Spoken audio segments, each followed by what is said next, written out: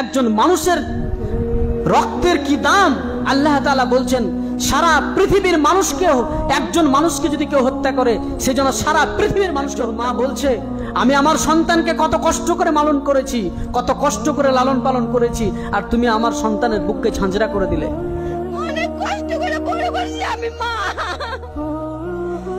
অনেক কষ্ট করে আমার ছেলেকে বড় করছি আমি। আল্লাহ আমার ছেলেকে কেন নিল? প্রত্যেক রাষ্ট্রের উচিত প্রত্যেকটা মানুষকে নিরাপত্তা দেওয়া, এটা রাষ্ট্রের উচিত। কোন রাষ্ট্র যদি কোন মানুষকে নিরাপত্তা দিতে না পারে তাহলে সে রাষ্ট্র ব্যর্থ রাষ্ট্র হিসেবে উল্লেখ হবে। সে রাষ্ট্রের উচিত, যে রাষ্ট্রে যে দায়িত্ব থাকবে তার পদত্যাগ করা উচিত। প্রত্যেক নাগরিকের, চাহে সে মেথর হোক, মুচি হোক, সর্বনিম্ন হোক, প্রত্যেকটা নাগরিককে তাকে নিরাপত্তা দিতে হবে, জান মালের নিরাপত্তা দিতে হবে। উমর রাদিয়াল্লাহু তাআলা যখন খেলাফত পেলেন, তখন উমর রাদিয়াল্লাহু তাআলা সে কথাটা বললাম, অর্ধ পৃথিবী শাসন করেছে ধুলার তক্তে বসে, আর খেজুর পাতার চাটাইকানি বারে বারে গেছে খসে। অর্ধ পৃথিবী শাসন করেছেন উমর রাদিয়াল্লাহু তাআলা। উমর যখন খেলাফত অবস্থায় ছিলেন, প্রধানমন্ত্রী ছিলেন, তখন তিনি বলছেন আমি রাষ্ট্রপ্রধান থাকা অবস্থায় যদি একটি বিড়ালও না খেয়ে মারা যায় আমি আল্লাহর কাছে জবাব দিতে পারবো না।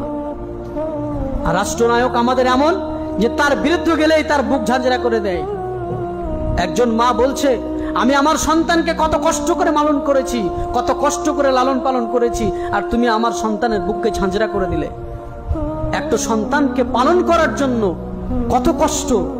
মা 10 মাস 10 দিন পেটে নিয়ে বেড়ায়, কত কষ্ট মায়ের, ঘুম হয় না রাত্রে।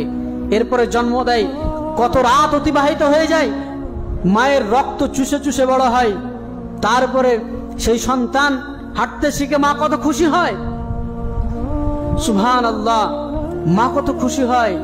ওই সন্তান কত কষ্ট করে মা লালন পালন করে। একটি মশা, একটি মাছি বসতে দেয় না সন্তানের গায়ে, এত কষ্ট করে লালন পালন করে।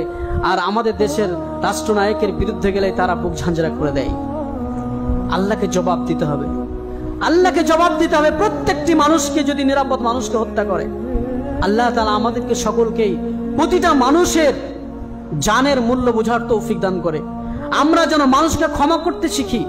আমি বলি যে তারা কি করে হত্যা করতে পারে, যে আপনি যখন কাউকে মারছেন, মারার আগে আপনার ভাবা উচিত ছিল আমার দেহ রক্ত আছে, আমার দেহ ব্যথা আছে, আমার শরীর যেমন কাটলে আমি ব্যথা প্রাপ্ত হই, আমার শরীর থেকে রক্ত বের হলে আমি যেমন ব্যথা পাই, তেমন আমি ওই মানুষটিকে মারছি, ওকেও ব্যথা লাগবে, ও কষ্ট পাবে, ও কারো সন্তান, আমিও কারো সন্তান। যদি এইভাবে বুঝতো তাহলে কেউ কাউকে হত্যা করতে পারতো না।